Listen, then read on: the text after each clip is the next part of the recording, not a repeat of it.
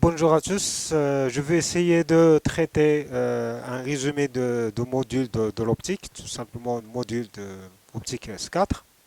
Donc, après l'optique géométrique, il existe dans S4 l'optique ondulatoire. Donc, on va débuter avec premier chapitre sur les ondes électromagnétiques. Première chose, donc l'onde qui se propage dans un milieu, dans niveau deuxième année bac, l'onde par exemple dans la mer, elle se propage dans la mer ou dans un milieu, par exemple dans l'air, elle se propage aussi. On va voir. Donc première chose, on va faire un petit rappel sur le module de l'optique, module, module d'optique. Donc, concerne quoi l'optique? Donc l'optique est la partie de la physique, juste une physique, qui étudie les propriétés de la lumière. الضوء تتعلق les caractéristiques les propriétés خصائص ديال الضوء. C'est ça. Donc on va faire donc l'optique, première chose c'est l'introduction. Introduction. Donc l'optique est la partie, donc allez-y, on commence. Donc l'optique est la partie de la physique, qui est étudiée, qui est étudiée, qui est étudiée les propriétés de la lumière. De la lumière. Bien. Première chose, ça c'est l'introduction de l'optique. Première chose, on va voir l'onde électromagnétique. On parle beaucoup avec le champ électrique E et le champ magnétique B. Donc l'onde électromagnétique. Donc l'onde à partir de ce mot, donc l'onde électromagnétique, il est formée d'un champ électrique E et d'un champ magnétique B. Donc l'onde électromagnétique est formée d'un champ, tout simplement un champ électrique E, M magnétique B. Ça c'est le symbole. D'accord. On va faire par exemple le sens de propagation. Ça c'est le sens de propagation. Le sens de propagation. Propagation. Donc le champ, on parle. Donc ça c'est le champ électrique E. Perpendiculaire avec le sens de propagation. Et aussi avec le champ magnétique B. Donc le champ magnétique B il est ici. Donc ainsi de suite. Donc le champ magnétique B devient en haut. Donc le champ magnétique devient ici. Comme ça. Ça c'est le champ magnétique B. Le champ électrique en bas. Ça c'est le champ électrique E. Le champ électrique en haut. Le champ magnétique devient l'asymétrique. Symétrique. Le champ magnétique B. Perpendiculaire ici. Perpendiculaire. L'angle est égal à 90 degrés. Donc ça c'est on va faire la schématisation de l'onde. Donc le champ électrique E comme ça, ainsi de suite. Le magnétique B comme ça, et ainsi de suite. On va voir l'onde. Il y a la période, la longueur d'onde entre le champ électrique E et le champ électrique E.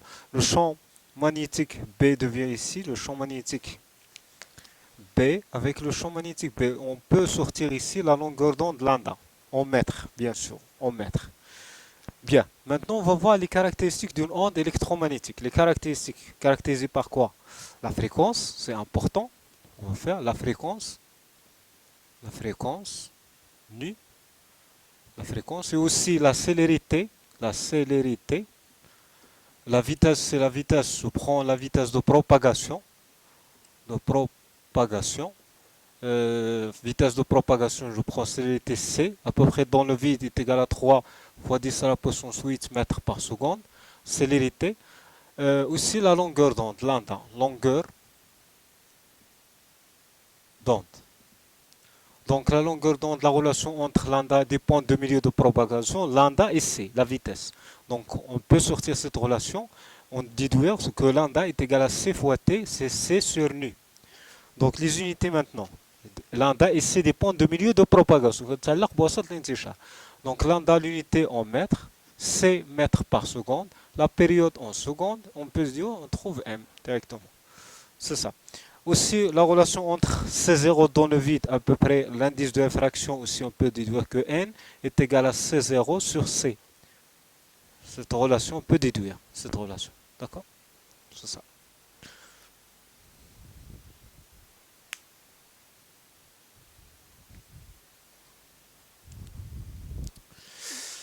Bonjour. Ramadan Moubarak, premièrement. On va faire toujours dans la continuité de l'optique, module de l'optique physique. D'accord. Optique ondulatoire. Toujours, nous avons déjà vu que l'optique est la partie de la physique qui étudie les propriétés de la lumière. À partir de l'optique, on parle un petit peu maintenant sur les équations de Maxwell. Donc, les équations de Maxwell. Voilà. C'est important. Donc, les équations de Maxwell. Donc il y a Maxwell cos, Maxwell Faraday, Maxwell Ampère. Donc il y a plusieurs relations et il faut connaître. D'accord. Les équations de Maxwell. Je prends donc les équations de Maxwell dans le cas général. On parle.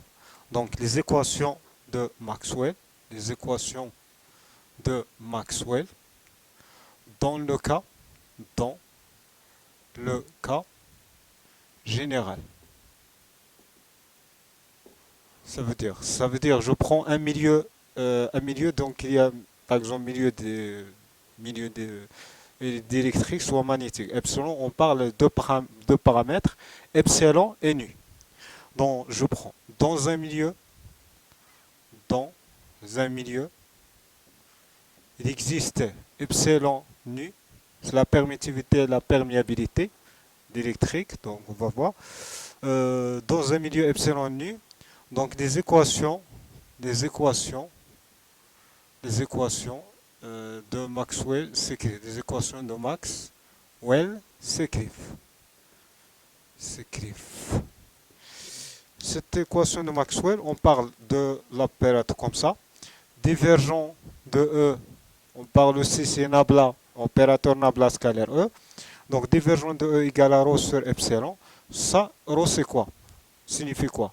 C'est la densité de charge volumique du milieu. Charge, le shahm. Donc c'est la densité charge, signifié, c'est la densité de charge volumique de milieu. C'est la densité de charge volumique de milieu. Epsilon, la permittivité. Donc divergent de B lorsqu'il existe E, donc divergent de B dans un milieu ici, epsilon nu, donc égal à 0. Rotationnel, maintenant on parle d'opérateur, ça se produit scalaire, nabla scalaire E, nabla scalaire E, c'est ça. Divergent de B, pardon, divergent de B égale à 0, divergent de E égale à ρ sur epsilon. Rotationnel de E, donc rotationnel de E est égal à moins dB sur dt, dérivé partiel, moins dB sur dt. Il faut connaître que B égale à la relation entre nu H, c'est nu H. Champ magnétique, nu H, c'est ça la relation. Un peu déduire directement. Rotationnel de H. Rotationnel de H est égal à le courant de conduction GC plus epsilon dE sur dt. Ça, dans le cas général. C'est ça les équations de Maxwell dans le cas général. Maintenant, dans le vide.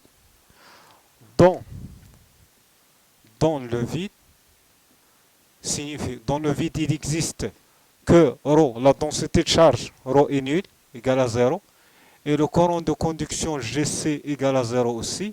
On parle epsilon devient epsilon 0 et nu devient nu 0. Ça, c'est pour le vide. Donc, les équations de Maxwell deviennent quoi? Alors, devient divergent, on écrit divergent de E égale à 0, directement. Divergent de B égale à 0. Rotationnel de E est égal à moins dB sur dt, il reste. Rotationnel de H est égal au courant de conduction, c'est égal à 0 dans le vide.